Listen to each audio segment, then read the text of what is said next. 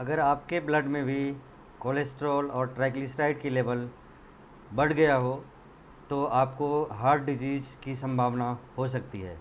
नमस्कार, मैं doctor Rajesh Raman, consultant physician और डायबिटीज़ स्पेशलिस्ट न्यू दिल्ली से बोल रहा हूँ। आज मैं आपके सामने बहुत ही कॉमन डिजीज़ जो डिसलिपिडीमिया के नाम से है उसके बारे में बात करना चाहूँगा।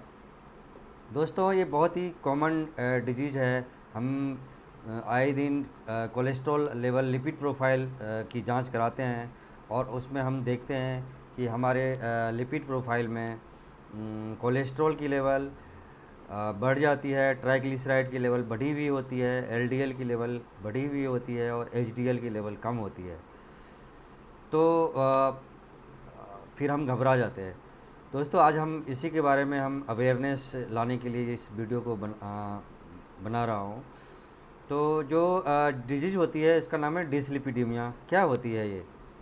अगर हमारे शरीर में जो एबनॉर्मल लिपिड का लेवल होता है, जो कोलेस्ट्रॉल का लेवल है, ट्राइग्लिसराइड का लेवल है, एलडीएल का लेवल है, बहुत ज़्यादा बढ़ जाए तो उसको हम डिसलिपिडीमिया बोलते हैं।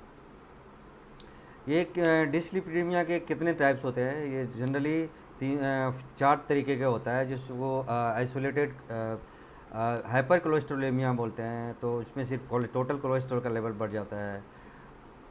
सिर्फ ट्राइग्लिसराइड का लेवल बढ़ जाए तो हाइपर ट्राइग्लिसरीडीमिया बोलते हैं। और एलडीएल का लेवल बढ़ जाए तो उसको हम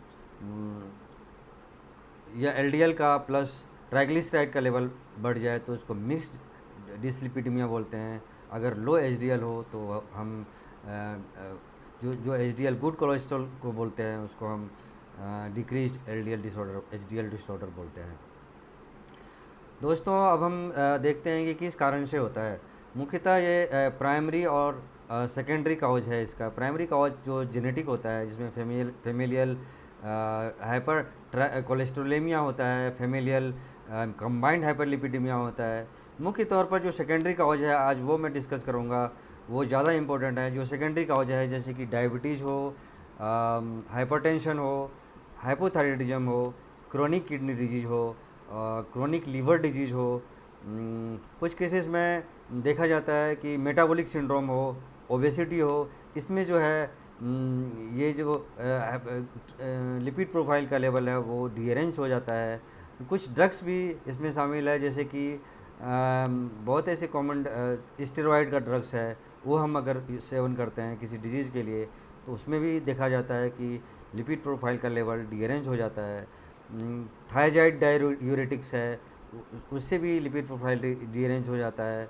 कोई एंटी रेट्रोवायरल डिजीज़ है उसका चल रहा हो, उससे भी लिपिड प्रोफाइल का लेवल डीअरेंज हो जाता है। अगर हम अल्कोहल का सेवन ज़्यादा करते हों उससे भी लिपिड प्रोफाइल डीअरेंज हो सकता है। दोस्तों, अब हम देखेंगे कि अगर ये कोलेस्ट्रॉल का लेवल, जैसे एलडीएल का लेवल, ट्राइग्लिसराइड का लेवल बहुत ज़्यादा हो जाए शरीर में तो क्या क्या होने की संभावना होती है, क्या रिस्क फैक्टर्स हैं। तो इसमें जो मोस्ट कॉमन रिस्क है उसका कार्डियोवैस्कुलर डिजीज़, जैसे हार्ट अटैक बोलते हैं, स्ट्रोक, जो पैरालिसिस का होता है वो भी बहुत ज़्यादा कॉमन है इसमें। पेरिफेरल वैस्कुलर डिजीज़ जो गैंग्रीन हो जाता है, ये भी कोलेस्ट्रॉल के बढ़ने से हो सकता है। अब हम इसको डायग्नोस कैसे करेंगे?